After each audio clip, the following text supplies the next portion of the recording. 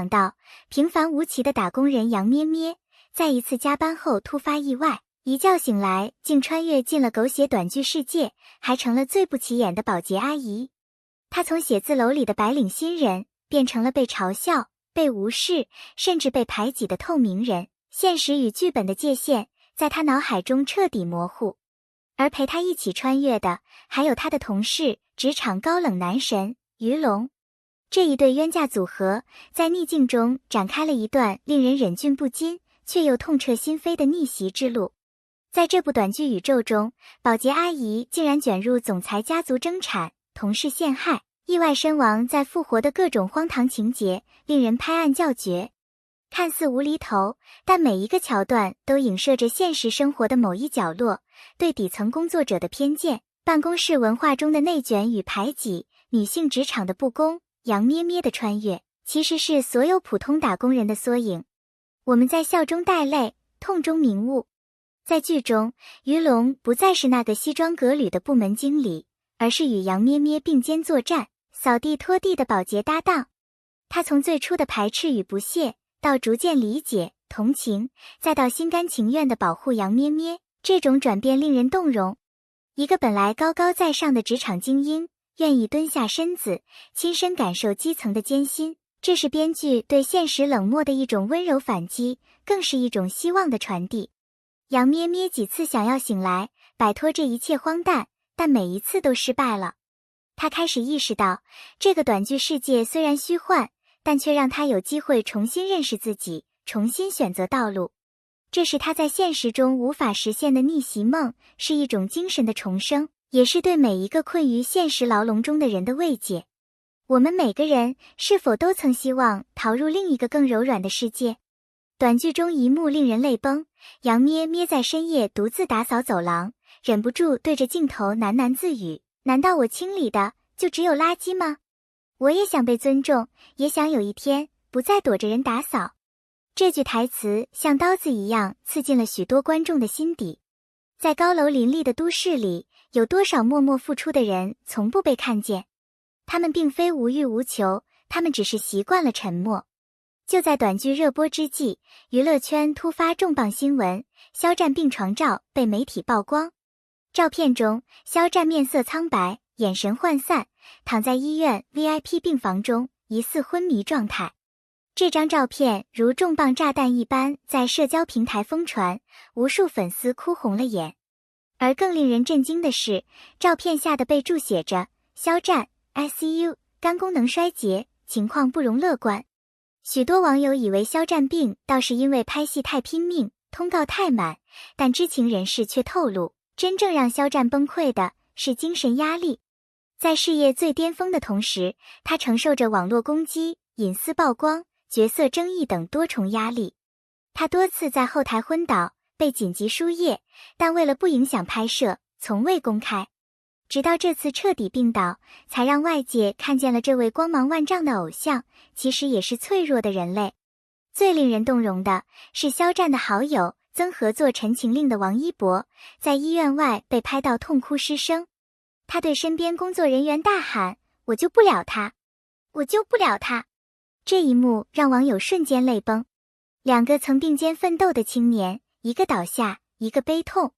娱乐圈表面光鲜，实则暗潮汹涌，兄弟情深，令人唏嘘。我们不要你完美，只要你健康，哪怕慢一点，我们等你。这是粉丝们在医院外举起的横幅。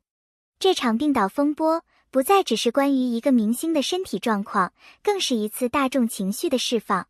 粉丝、网友、路人都在用自己的方式表达支持。娱乐圈需要的不只是流量，更是真实、有血有肉的人。肖战的成名之路从《陈情令》开始一飞冲天，但也伴随着227大事件等负面舆论。他在顶流的同时，也成为了被无数人盯着的靶子。一个眼神、一句台词、一次合作，都会被过度解读。他是偶像，也是被消费的符号。他的倒下不只是身体的问题，更是这个娱乐工业对个体压迫的写照。回到短剧世界，于龙在经历了一系列剧情洗礼后，终于站在公司高层会议上，痛斥制度的不公，偏见的毒瘤。这一幕让无数观众拍案叫绝。原本冷血的职场精英，也在泥沼中看见了光明。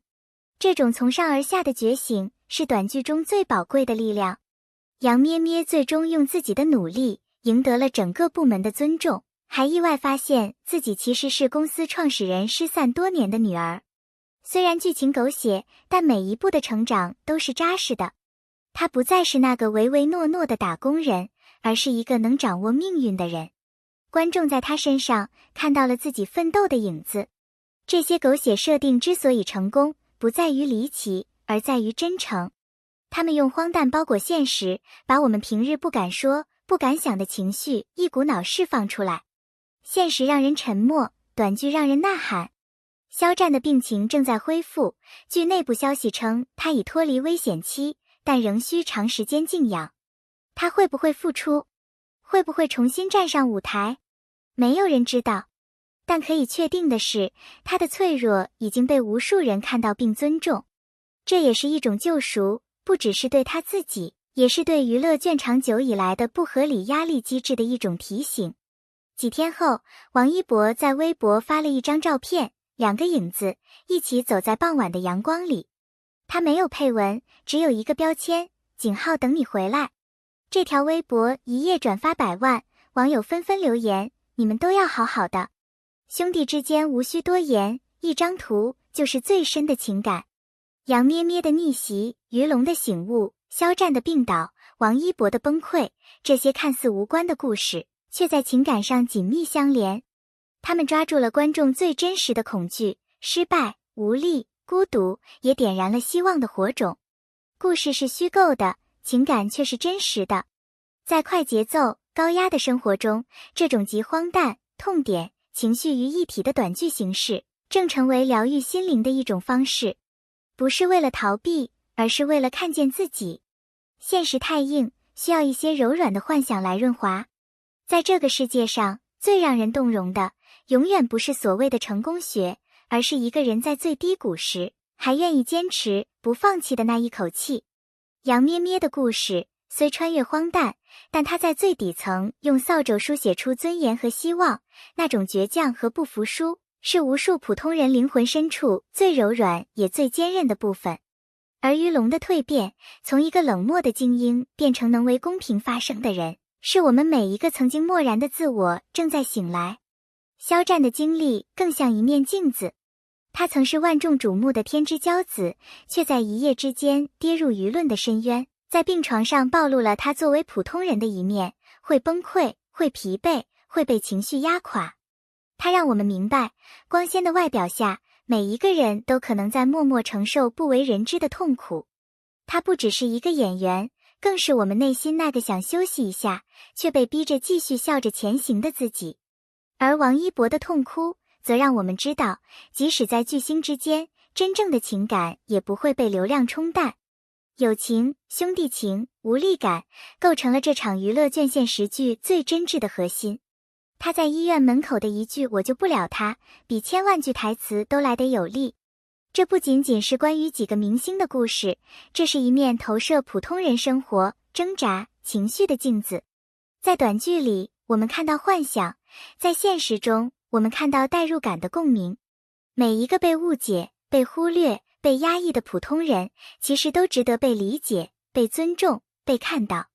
所以，请你一定记住，你也可以是杨咩咩，你也可能是肖战，你也能像王一博那样哭着说我做不到，然后站起来说我还要继续走。